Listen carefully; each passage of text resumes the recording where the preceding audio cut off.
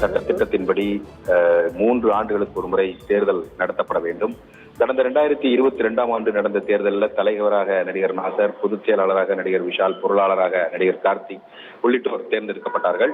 இந்த தேர்ந்தெடுக்கப்பட்ட நிர்வாகிகளுடைய பதவிக்காலம் என்பது கடந்த மார்ச் மாதத்துடன் முடிவடைந்திருக்கிறது. இந்த நிலையில கடந்த 2024ஆம் ஆண்டு செப்டம்பர் 8ஆம் தேதி நடந்த நடிகர் சங்க பொதுக்குழு கூட்டத்தில் நடிகர் சங்கத்துக்கு புதிய கட்டிடம் கட்டப்படக்கூடிய பணி நடந்து வருவதனால நடிகர் சங்க நிர்வாகிகளுடைய பதவிக்காலத்தை மேலும் 3 ஆண்டுகளுக்கு நீட்டித்து தீர்மானம் நிறைவேற்றப்பட்டிருக்கிறது.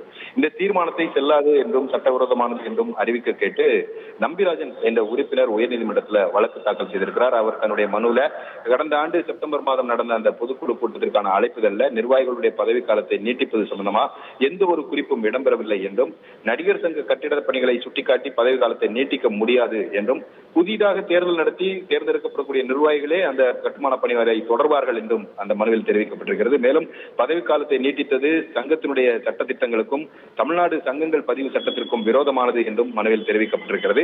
நிர்வாகிகளுடைய பதவிக்காலத்தை நீட்டித்து நிறைவேற்றப்பட்ட தீர்மானத்தை செல்லாது என்று அறிவிப்பதுடன் உயர்நீதிமன்ற நீதிபதியை ஆணையராக நியமித்து தேர்தலை நடத்த உத்தரவிட வேண்டும் என்றும், தேர்தல் நடத்தும் வரை தற்போதைய நிர்வாக குழு, செயற்குழு உள்ளிட்ட நிர்வாகிகள் எந்த ஒரு முடிவும் எடுக்கக்கூடாது என்று தடை விதிக்க வேண்டும் என்றும் அந்த மனுவில் கோரிக்கை விடுக்கப்பட்டிருக்கிறது.